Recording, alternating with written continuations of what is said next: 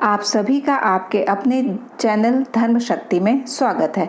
जय माता दी दोस्तों, आप सभी को शारदीय नवरात्र की बहुत बहुत शुभकामनाएं।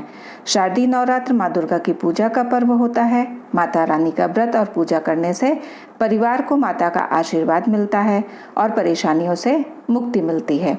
व्रत और पूजा करने से तो हमें माता रानी की कृपा प्राप्त होती ही है और हम भोग भी लगाते हैं, पर यदि हम उनके प्रिय भोग को अर्पित करें तो माता रानी जल्द ही प्रसन्न हो जाती हैं।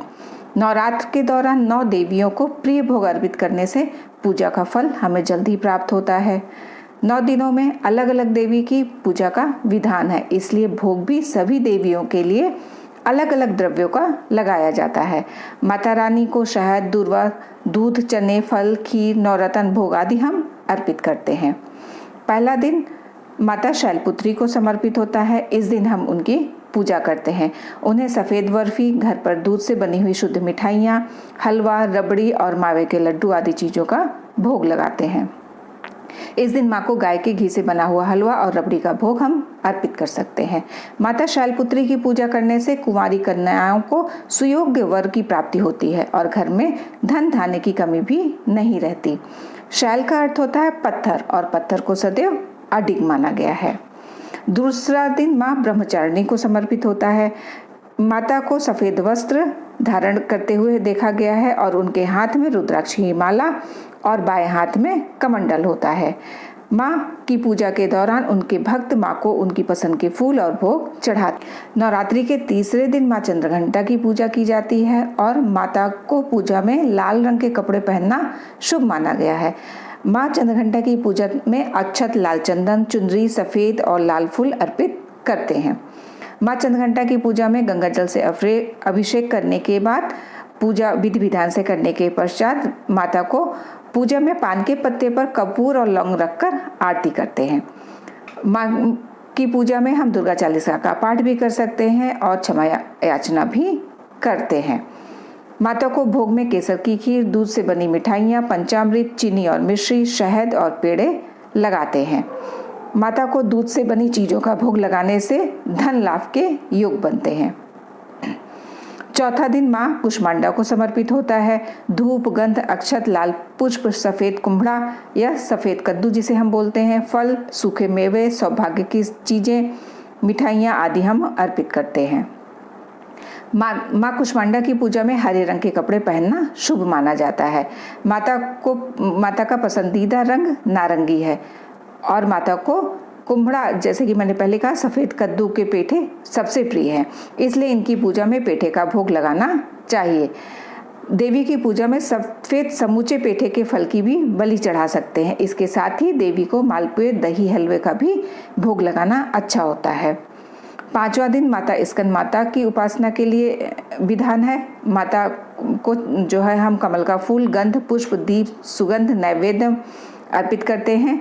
विद्या और बल के लिए 5 हरी इलायची और लौंग का एक जोड़ा अवश्य अर्पित करना चाहिए। माता को पीले रंग की चीज़ें बहुत पसंद आती हैं और उन्हें भोग भी हम पीले कलर के लगाते हैं। तो उसमें सबसे सर्वश्रेष्ठ भोग जैसे कि केला का भोग है, केले का हलवा भी बना सकते हैं, बेसन के लड्डू, केसर की खीर, पीले रंग की कोई सी भी मिठाई हम माता को अर्पित कर सकते हैं। माता को केले का भोग लगाने से व्यापार और करियर में तरक्की होती है। छठा दिन माँ कात्यायनी को समर्पित होता है। माँ कात्यायनी को पीले और लाल रंग की चीज़ें चढ़ाना शुभ माना जाता है। माता को पूजा में पीले और लाल रंग के गुलाब भी हम चढ़ा सकते हैं। माँ कात्यायनी देवी को गेंदे के फूल भी चढ़ाए जा सकते हैं। उनको शहद का भोग लगाने से भक्त का व्यक्तित्व में निखार आता है। भोग में हम मूंग दाल का हलवा, पीले रंग का कोई भी हलवा, बादाम का हलवा, मीठा पान, लौकी का हलवा आदि भी हम चढ़ा सकते हैं। माता को शहद और फल का भोग लगाने से धन और ऐश्वर्य की प्राप्ति होती है। नवरात्र के 7वां दिन माँ कालरात्रि की उपासना का विधान होता है। तो माँ कालरात्रि को लाल रंग के वस्त्र बहुत पसंद है। माँ कालरात्रि को गुड़ और गुड़ से बनी हुई चीज़ें पसंद है, इसलिए महासप्तमी के दिन माता रानी को गुड़ से बनी हुई चीज़ों का हम भोग लगाकर उन्हें प्रसन्न करते हैं और सभी मनोकामनाएं अपनी पूर्ण करते हैं। नवरात्र के 8वें दिन महागौरी की पूजा की जाती है। माँ महागौरी को गुलाबी रंग बहुत पसंद है। पूजा के समय गुलाबी रंग के कपड़े पहने तो शुभ होता है। माता को मोगरे का फूल बहुत पसंद है, इसलिए माँ के चरणों में मोगरे के फूल को हम अर्पित करते हैं। माँ महागौरी को नारियल का भोग लगाते हैं। इसके अलावा हम इन्हें नारियल की बर्फी, लड्डू, मिठाई, पंचमेवा, फल, काले चने आदि अर्पित करते हैं। नारियल का भोग लगाने से सभी मुरादें भी हमारी पूर्ण होती हैं। अष्टमी के दिन कन्या पूजन का भी विधान है। नवरात्र के 9वें दिन माँ सिद्धिदात्री की उपासना का विधान है। पूजा के समय बैगनी या जामुनी रंग के वस्त्र पहनना शुभ माना जाता है। यह रंग अध्यात्म का प्रतीक होता है। माँ को स्नान कराने के बाद सफ़ेद पुष्प अर्पित करते हैं। इस दिन माता को तिल का भी भोग लगाते हैं। तिल का भोग लगाने से मृत्यु भय से हमें राहत मिलती है और अनहोनी घटनाओं से भी बचाव होता है। माता रानी का प्रिय भोग हलवा पूड़ी और चना का भोग लगाने के पश्चात उस प्रसाद को हम कन्याओं और ब्राह्मणों में बांट देते हैं। ये शुभता का प्रतीक भी होता है। ऐसा करने से साधक से माँ अत्यंत प्रसन्न होती हैं और हम उन सभी की मनोकामनाएं पूर्ण करती हैं। इस प्रकार हम अलग अलग दिनों में सभी दुर्गा माँ के स्वरूपों को विभिन्न नैवेद्य अर्पित करके उनका आशीर्वाद प्राप्त करते हैं।